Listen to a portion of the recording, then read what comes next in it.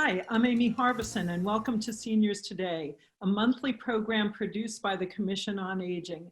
The public libraries are always the center of our community, and when the pandemic hit, they immediately moved to virtual programming to respond to community needs. Here to talk to us today is Anita Vassallo, the Director of Montgomery County Libraries. Welcome, Anita. Hi, Amy. It is so good to see you. And thank you so much for having me on the show. My pleasure. And boy, it's been busy in your neck of the woods, I imagine. Yes, we have been doing a lot since we closed our physical buildings back in March, on March 16th. Although we have not been open for public access, the library has never stopped operating all along. And now here we are near the end of October. Unbelievable. Hard to believe. So tell us about how life has changed for the libraries since COVID-19 and how you've responded. Sure. We began our shift to virtual and digital provision of services almost immediately.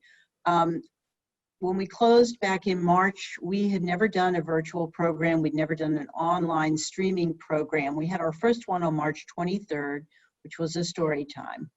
Right. And we have since ramped up to host and offer hundreds of programs on a wide variety of topics, a lot of which would be of interest to your viewers. We do things on employment, consumer programs, financial, wellness, fitness.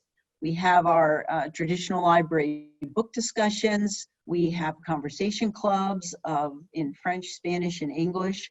We've hosted major speakers through our Contemporary Conversations program that we do in partnership with the Friends of the Library in Montgomery County, and craft programs. So there's something for pretty much everyone, available through our website, of course.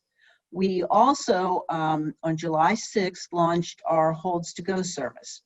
And this allows people to place a hold on a physical item, either online or by calling their library, and then they can make an appointment to come by and pick it up. This is contactless pickup. So the items are available in the vestibule or outside the branch, and you're there. It's your time to be there. We do ask that everyone comes masked, of course. In terms of the physical materials, I did want to let people know that library fines are currently suspended. So we're not charging for any overdue items. We do still have our due dates in effect, so we ask you to return your materials after the usual 3 weeks or to renew them if you need to keep them longer. But if you're not able to get them back at the branch, you don't have to be worried about accruing a large amount of library fines. We're not doing that at this point in time. The other thing that I wanted to let your viewers know, if they have a concern about borrowing materials from the library, is that we quarantine everything that's returned to us for 120 hours, which is 5 days. That's the current guidance that we have in terms of the very small concern about fomites being on surfaces that might be transmitted. So those are a few of the things that we're doing to help to make the community feel that it is safe to borrow materials from the library.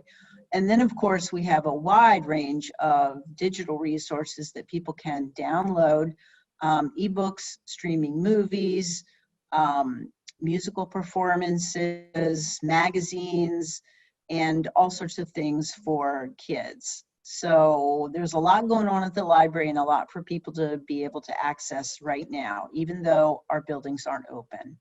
So tell me a little bit, I mean, that's extraordinary, and I can't even imagine what it took to turn all of that around in such a short period of time. Tell me about, I know our county, as many counties do, and I think COVID has made it even more aware of this, suffer from this real digital divide in terms of access. What are you doing about that? Yeah, that is a real concern, both to county administration in general and of course to public libraries, because we're providing all these wonderful things, but if you are not able to afford internet access, or if you're in an area of the county where it's difficult to get it, you can't use our resources, and that's extremely troubling. So we are getting ready to circulate to allow our residents to reserve and check out 250 hotspots that will come with a data plan. And during the time that you have them, which is a 2-week period, it is unlimited data use. So you could have, if you have 3 or 4 people in your family all on their different devices, they would be able to use that. The county is working on a program right now underway where they are boosting the wireless signal at 7 of our libraries to reach out into the parking lot and beyond. So that's underway right now, and that is in partnership with the Department of Technology Services. I know that, with the colder weather coming, that's not always going to be an option for people. But at most of the libraries, you can pick up the wireless signal outside. We never turn off our wireless. It's available 24/7. And as I said, we're working to boost the signal so that more people can take advantage of that. I have a question too. I don't know if you saw today's Washington Post, but there was this beautiful article about not only of people, the writer said she had lost many things during COVID, but also one of the biggest losses was the public library. And I would imagine many people feel the loss of not being able to go into the library and use the library. It's so much more than books. It's so much more. So do you have any better sense now? Are you working under any plan of when you might ultimately open up? I know that's probably a difficult question, but I know people are probably curious. So we are getting ready to launch some computer labs at some of our branches where we can arrange the space to be sure of social distancing, physical distancing, and safety for both staff and our customers. And we hope to have that open and going sometime in November.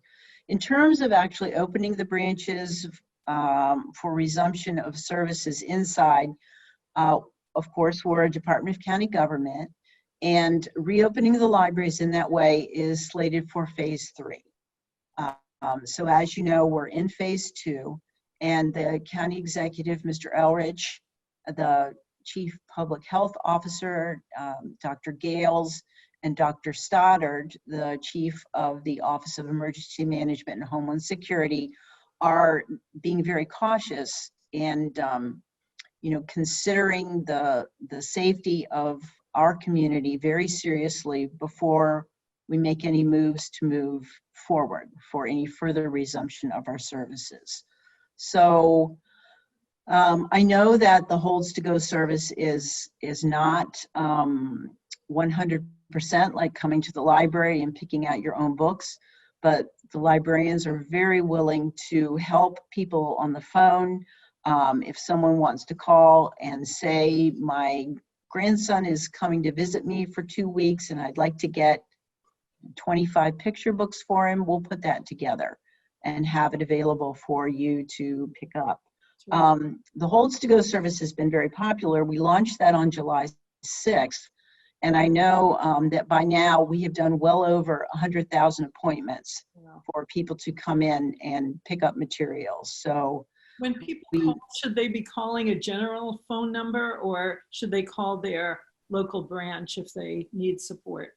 They can call their local branch during our regular business hours. Our hours are not as, they're a little bit restricted. We're doing 56 hours of service at all of our branches. So we close a little earlier and we open a little later than we were prior to the COVID-19 hitting us. Well, Anita, the libraries are so important, remain critically important during this unusual time in our lives. So thank you for all that you and your staff are doing, and we look forward to speaking to you sometime when things are back open again. But in the meantime, thank you for letting us know about all the services that are still available to people that they can access virtually. Well, thank you so much, Amy. I'm really pleased that I'm able to be on the program. And I would like to say that none of this would be possible without the wonderful staff that is so dedicated to serving the community, the staff of Montgomery County Public Libraries. And we are ready and willing to see you. That's terrific. Well, that's it for seniors today. You can access this show and so much more information about county services for older adults by going to the Montgomery County Senior website at www.montgomerycountymd.gov/seniors, or you can call the senior resource line at 240-777-3000. Thanks so much for joining us.